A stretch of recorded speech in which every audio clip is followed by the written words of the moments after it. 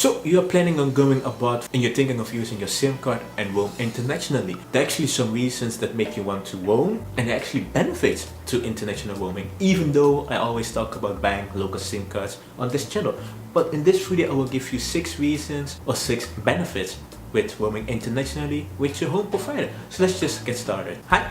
It's Otto from Phone Travel Biz here, where we talk about everything related to traveling with your phone, from local SIM cards, local SIM card reviews, international roaming, phone travel tips, tricks, hacks, just everything related to traveling with your phone. If that sounds like your thing, make sure to subscribe and I'll make sure not to disappoint you. At least I will try. So if you check the videos that I create, you will see that I primarily focus on local SIM cards and also talk about international roaming, although not as much as local SIM cards. Well, I have my reasons for that, because I believe local SIM cards are the best way to save money when traveling, and I even have a video up here where I actually talk about the advantages of buying local SIM cards. So I thought, well, I should do the same with international roaming, the pros and cons of international roaming. In this video we will talk about the pros, but I also have another video where I talk about the disadvantages of international roaming. And I do have to say, because I'm quite biased related to local SIM cards, it was quite hard for me to come up with a lot of pros with international roaming. So if there are some pros that I missed out in this video, make sure to comment down below. So the 6 benefits of international roaming. Let's get started. Number 1,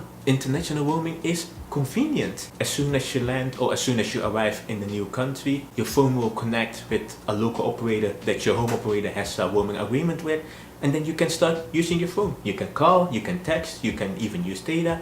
It's very convenient. You don't have to do anything. In some cases you may have to enable roaming on the mobile app of your operator, or you have to send them a registration form or something like that, but it's quite convenient. You go to a new place and you can just keep using your phone, which is, yeah, cool. Which also brings me to number 2, that is, you do not have to switch SIM cards. In my case, I like collecting SIM cards, but that's 1, because I do that, that's my job, and 2, I'm crazy. For some people, switching SIM cards all the time is very annoying. You have to deal with local SIM card registration, regulations, you have to queue at the airport in order to buy a SIM card, you have to find a store where they sell SIM cards, they may not even speak English or the language that you speak. It can be a huge hassle, whereas with international roaming, you don't have to deal with any of that. You just use your phone, enable data roaming if necessary, or enable roaming on the app of your operator, and you can go. You can just use your phone. Number 3, you just have a single number, which can be very useful for business reasons. So if, let's say, your boss or your colleagues need to reach you, you don't have to inform them that you have a new phone number this week and a new phone number that week. No, they just have the phone number that you have, which could be your business number,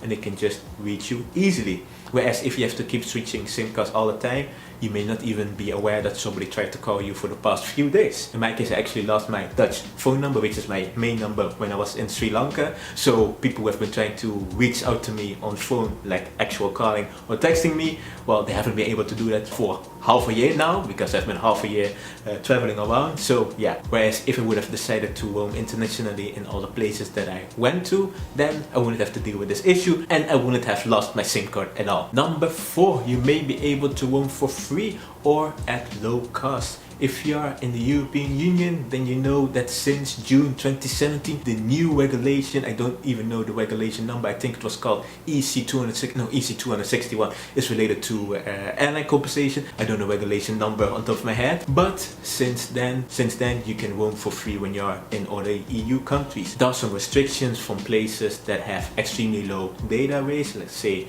the Baltics, where some special exceptions apply, but in most cases you can roam for free.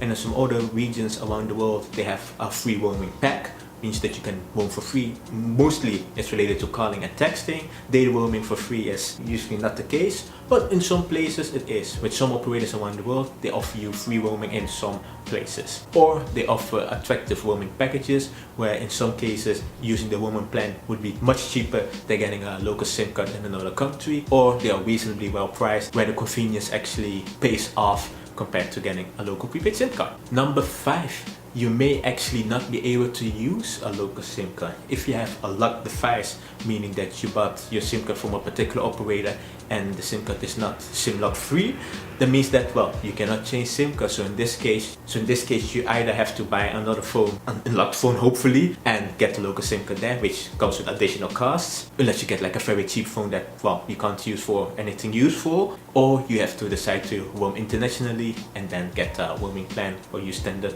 roaming rates. And number 6, you can avoid paying import taxes.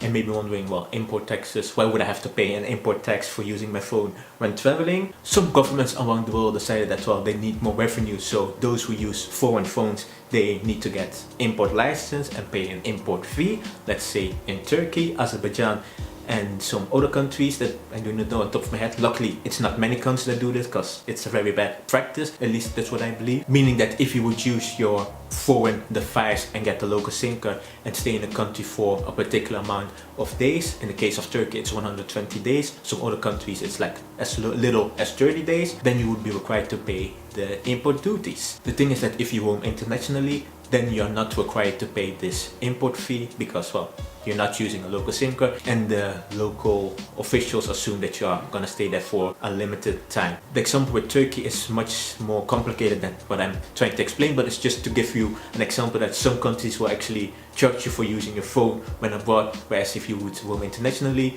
well, you don't have to worry about that type of stuff.